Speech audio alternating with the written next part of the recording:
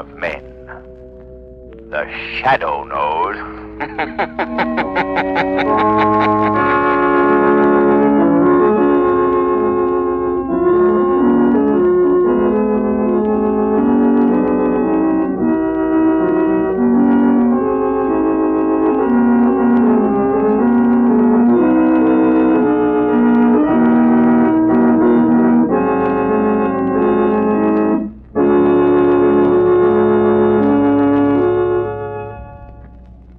Before the Shadow's latest adventure begins, here's something every motorist should realize.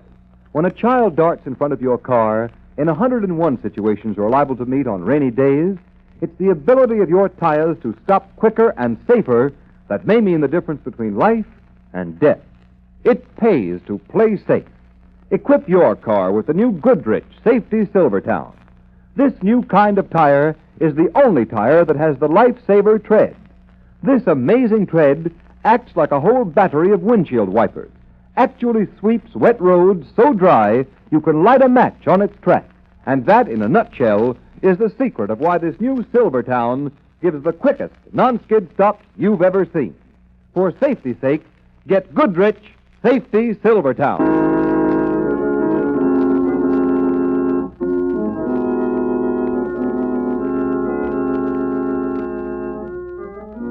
The Shadow, mysterious character who devotes his life to righting wrongs, protecting the innocent, and punishing the guilty, is in reality Lamont Cranston, wealthy young man about town, student of science, and master of other people's minds.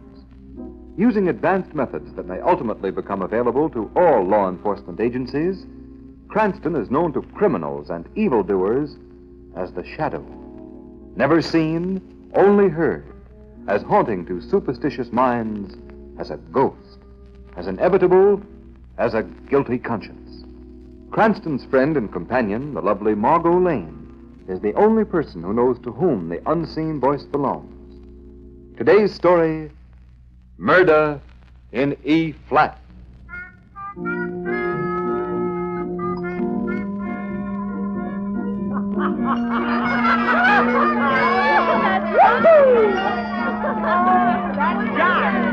Eddie, look. Yeah? Isn't that Martin Charlie sitting over there? Well, doggone if it isn't. Hey, Charlie! Hi, Eddie. Come on over here, you and Marge. Okay, come on, Never expected to see them here. Well, hello, Helen. Hi, You got room for us? Oh, sure.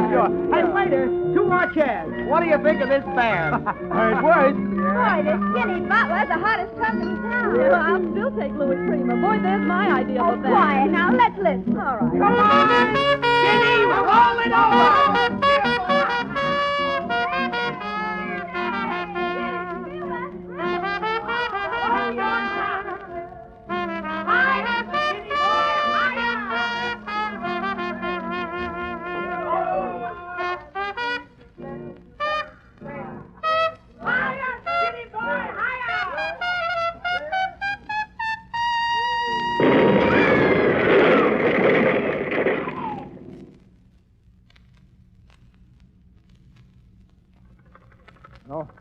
Hello? Yeah, Chief. I thought it was cut off. Yeah, that's the place. That new swing joint on 50th Street. Yeah, the jitterbug. Oh, nobody seems to know what happened. The band was playing and the joint just blew up. Now, we don't know yet how many were hurt. The only thing was we found a note nailed over the bar. It'll make much sense, though. Read it? Yeah, sure, here it is. It says, the only real music is the music of silence. Yeah, funny business. Okay, I'll report back to headquarters as soon as the ambulance is over.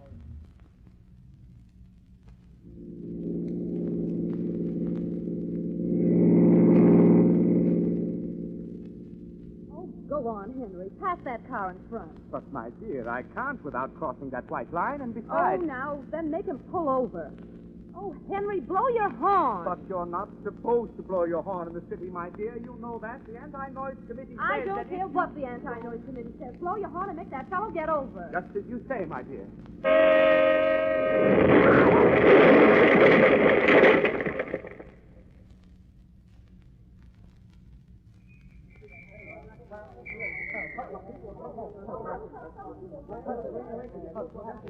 Yes, officer. I was driving about 50 yards behind their car. Yeah? They started to swing out of line and blew their horn. And then it happened. This awful explosion. I tell you, I've never in all my... note. Where'd you get this note? After the explosion, I noticed it lying in the front seat beside me. Somebody must have thrown it in through the window. What do you suppose it means, officer? Let's look at it again. Let this be a warning to you. Auto horns are playthings of the devil. Silence. What does it mean, officer? I don't know, mister. But if I were you, I'd forget I had a horn.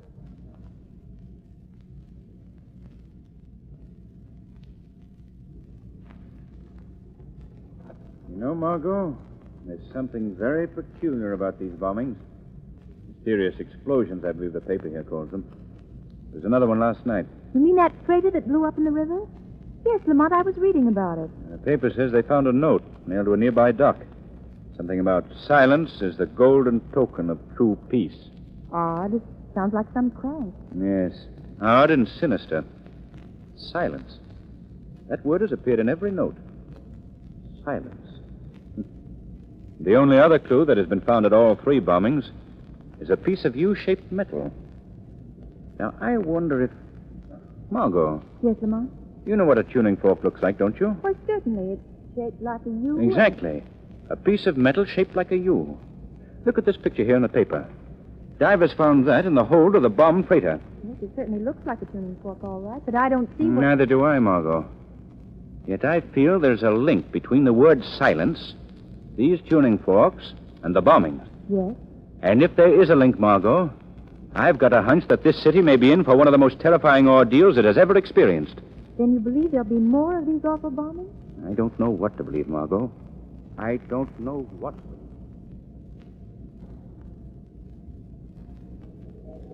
Non-stop plane to Chicago, now ready at gate 4. Non-stop plane to Chicago, now ready at gate 4. Goodbye, John. Don't forget to wire me. Bye, dear. See you Thursday. Bye, Mother. Goodbye, son. I hope you have a smooth flight.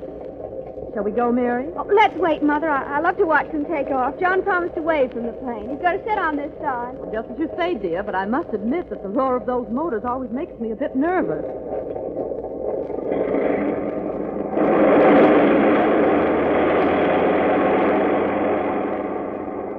There he is, Mother. There's John. Bye, John. Bye.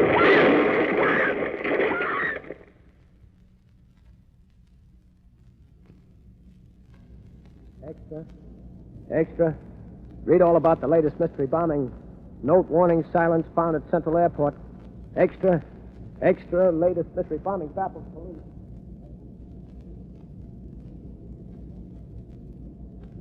Sergeant, you say Traffic Officer O'Grady found this bomb? Yes, Commissioner Weston. It was stuck in a refuse basket. And this note here was pasted on the police phone box next to the basket. I see it. The roar of traffic is a roar of doom. Silence. Silence. Silence. That infernal word's been in every note we found. Yes, sir. What's the laboratory report, Sergeant? What explodes the bomb? The bomb's attached to a photoelectric cell. One of these here, U-shaped pieces of metal like we've been finding at all the bombings. I see. Well, how's it work? Well, it's sort of like this, Commissioner. The laboratory says that this U-shaped piece of metal is a tuning fork, an E-flat tuning fork. Yes? Well, this here tuning fork is placed so that when the sound of E-flat vibrates it breaks the light beam of the photoelectric cell that's attached to the bomb. And when the light beam is broken, the circuit's closed, the bomb goes off. Uh-huh. I think I see what you mean. Just like your body breaks a light beam and opens the doors of some of these new hotels. Yes, sir, yes. That's the idea. Uh-huh. There were sounds reported just before each of those bombings. The sound of that trumpet, that auto horn, and that foghorn on that freighter, and the noise of those airplane motors. Yes, sir. They could have done it all right. Whoever thought that one up is dumb, like Einstein. But I still don't get these notes, these warnings about silence. There must be some reason why... Hello, Commissioner Weston speaking. Hello, Commissioner. A shadow. Right you are, Commissioner. Well, what do you want? I'm busy, very busy, and I'm afraid I haven't any time for... I know, Commissioner. These bombings are getting a bit out of hand, aren't they? I suppose you know all about them. No, not all. If you'll answer a couple of questions, I think I might be able to help you. Well, what is it? These pieces of U-shaped metal you've been finding. Tuning forks, aren't they? How did you know that? Never mind. Aren't they? Yes. At least that's what our laboratory calls them. E-flat tuning forks, hooked up to a photoelectric cell attached to the bomb. When the sound vibrates the fork, it passes in front of the cell's light beam, and that... And that closes the circuit and explodes the bomb. Very neat, eh, Commissioner? Very. Anything else I can do for you? Just one thing more, Commissioner. Yes? Do you realize what all this means? Why, of Each course of I... the notes has contained the word silence. You must broadcast a general warning to the city at once. Use the radio, use the newspapers, use any means at your command. But warn the people immediately that there must be absolute silence until the murderer is caught. They must not play any musical instruments, blow their auto horns. In fact, they must not do anything to make a loud noise of any kind that might set off another of these tuning fork bombs. For the penalty may be death.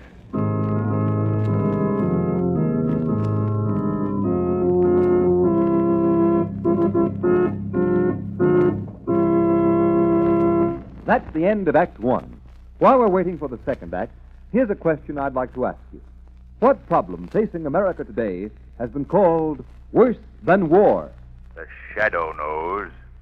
Since 1922, the number of people killed in automobile accidents far exceeds the number of American soldiers who were killed in action or who died of wounds in all of America's 6 major wars.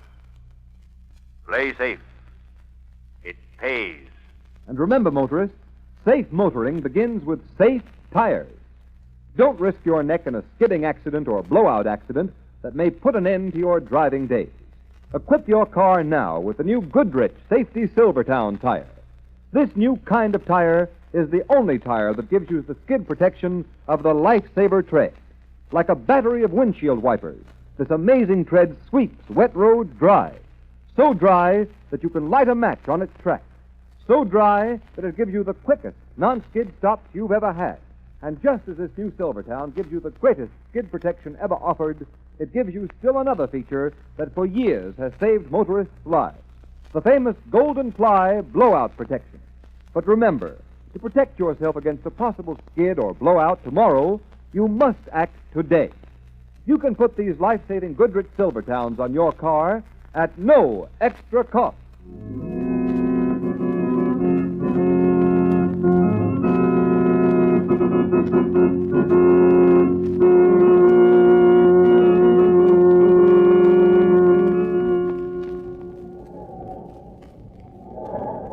It was right here they found one of the bombs. Hidden in one of these trash baskets. Yeah. Imagine it right here at one of the busiest corners in the city. I tell you, it's enough to give you the creeps. Certainly is. Look up the avenue there. Here it is the middle of the day and not a car in sight. Boy, I haven't had my car out of the garage since the police commissioner broadcast that warning. Think of it. He said even a squeaking brake might send you to Kingdom Come. Well, I can tell you Kingdom Come would be better than this. They don't find the guy that's planting these bombs soon. The whole town's going off its nut. You're telling me. I haven't slept in 4 nights. It's awful silence. Like a wet blanket over your face. Day after day and not a sound.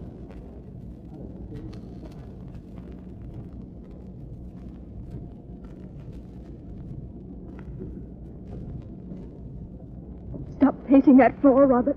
You're making me so nervous I could scream. You nervous? That's good. How about me? I tell you, I can't stand the silence much longer. I tell you, I can't stand... Quiet, Robert. Remember Commissioner Weston's warning. No one knows where the bombs are planted. Even a shout might... I know. Even a shout might be an E-flat. The note of death. That's what they're calling it now. It's silly, isn't it? But what do they call this awful tomb we're living in? Quiet, Robert, please. Come on. We're going to get out of this town. Start packing. We're leaving on the first train. I don't know where we're going, but we're going anyway. Any luck, Margot? No, Lamont. You? None. Commissioner Weston has already checked all the music stores, but I still feel he might have overlooked one. Several of the stores I checked had sold tuning forks recently, but only one was an E-flat.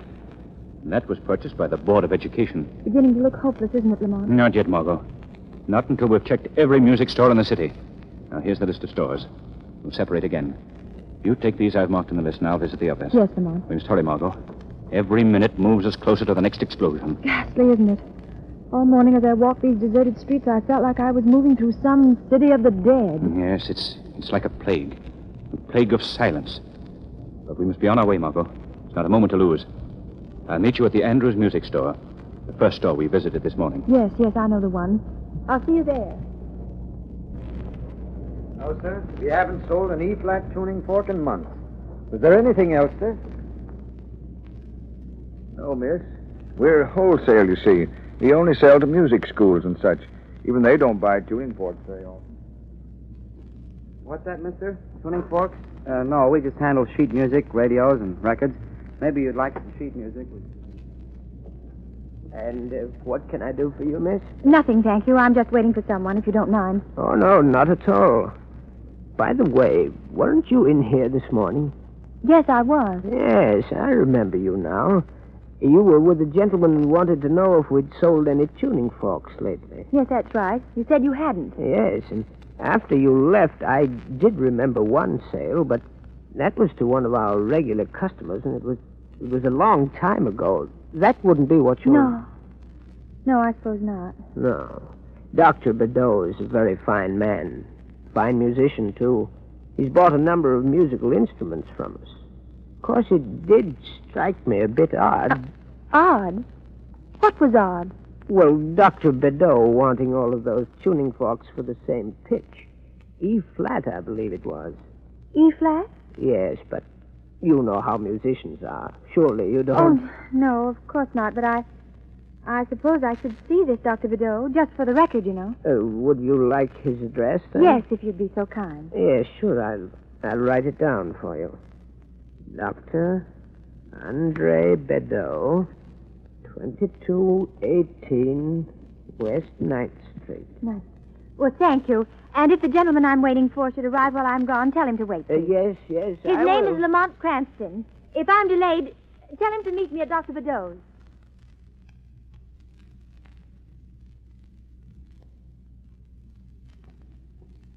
$22.18.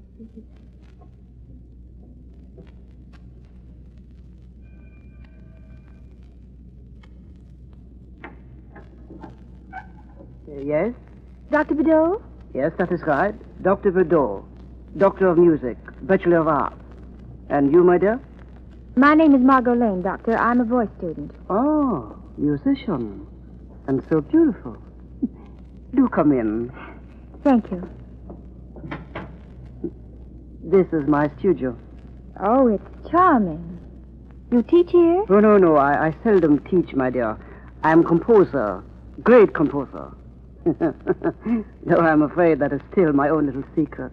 Well, then you wouldn't have time for a simple student like myself. No. On the contrary, my dear. It has always been my special pleasure to encourage real talent. Especially beautiful talent. Yes. Mm-hmm. Yes, well, that's very nice, but I'm not awfully talented, Monsieur Bedeau. I don't really believe you'd be interested. Oh, no, but I have already decided I would be interested. Most interested. But first, you are just in time for a treat. A rare treat. Well, I'm afraid I must go now. I just remembered an appointment. You should remember that before you interrupted my work.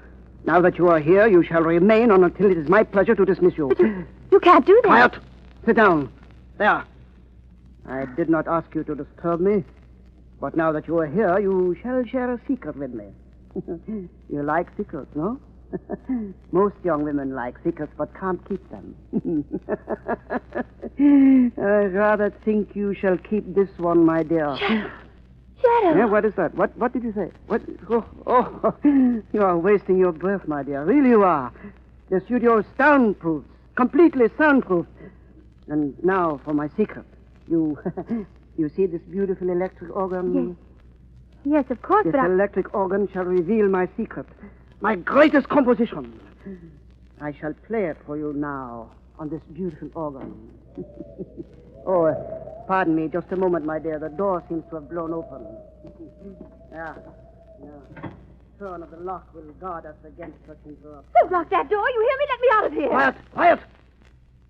Really, you don't seem to realize what a great honor I am to bestow on you. For you shall be my first and the last to hear my greatest composition. My Symphony of Silence in E-flat. No! Do I frighten you, my child? I'm so sorry. But you are my uninvited guest, aren't you? My only guest. The lighting is quite poor for shadows, my dear. There are no shadows in my studio. Oh, one thing more. Before I play my symphony for you, you see the black box on that pedestal there? Answer me, do you? Yes, I see it. That box is my invention. It is a bomb. the same as others I have placed about the city. And it shall permit you and me to die.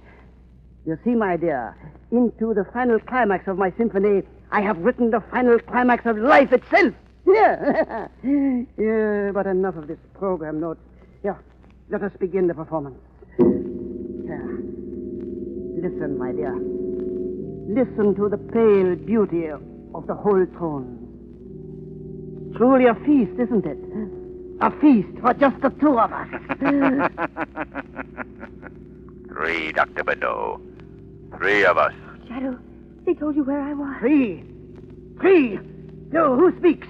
I am the Shadow. The shadow. Oh, yes, of course, my inner voice, my shadow. The shadow of my poor, weak conscience. Yeah, of course, Shadow, the 3 of us. Yes, that's right. We've had an exciting time lately, haven't we, Bedeau? You, the master. I, your shadow. Quite exciting, my shadow. And it has led us to victory. Yes, we have at last won our war on noise. The silent city pays tribute to our cause. But why, Bedeau? Why have we waged this war on the city? Why these bombings? Why this terror? You forget so soon. What a poor conscience you are, Shadow. Yeah. But once more, I will tell you. We have been waging the war of wars. The war for peace. For only the true peace is a simple peace of silence. Yes, Bedeau, but... Quiet, my conscience. Silence is the only way to fight the unhappiness in the world today. This world of ours with its war, its chaos, its noise. Yes, above all, its noise. How many of our bombs are still unexploded, Bedeau? How many? 3 throughout the city, my forgetful shadow. And 1 here on the pedestal, waiting to play its part in my symphony of silence. Waiting for me to play E flat. But the 3 in the city, Bedeau, where did we leave them? Oh, what a poor conscience you are, Shadow. One's conscience should not forget so often. Yeah, but I will forgive you.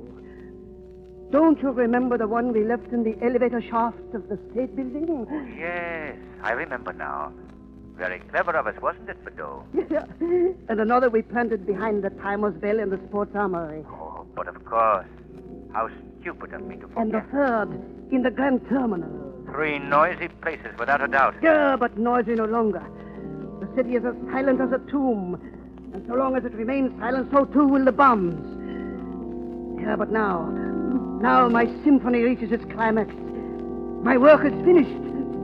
Listen to the compelling beauty of the finale. Hear those whole tones marching up. It is the work of a master. I, Bedeau, the greatest of them all. And now the final suspension. And the final resolution. The finality of my symphony in silence. In E flat.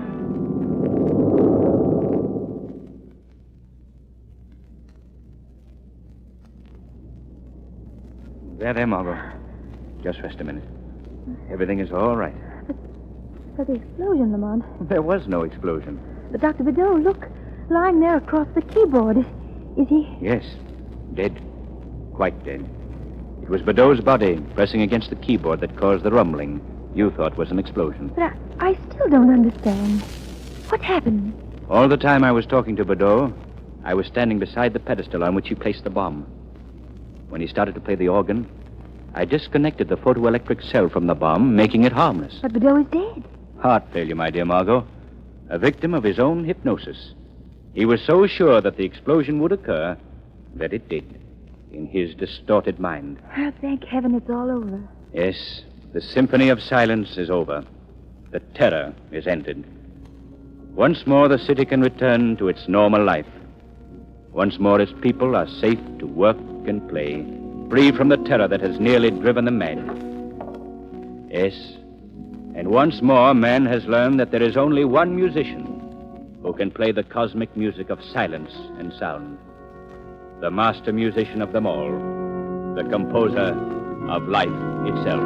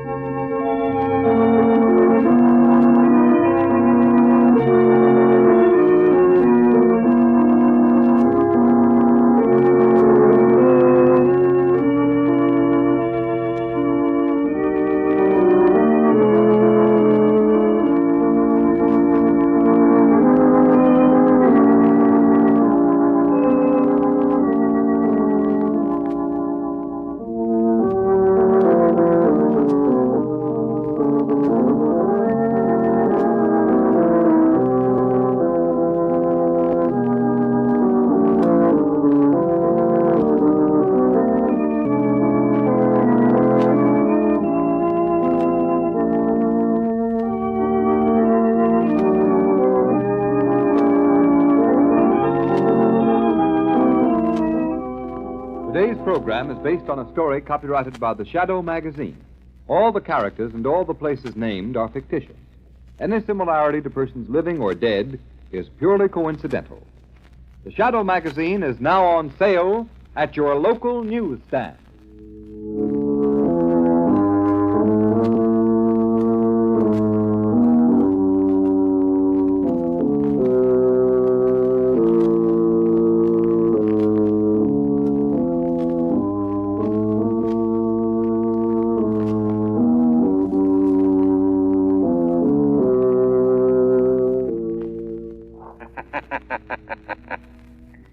Let no man tempt you into crime. For crime is like a strangling serpent. It crushes him who feeds it most. Beware lest the serpent of crime ensnare you in his folds. Remember, crime does not pay. The shadow knows.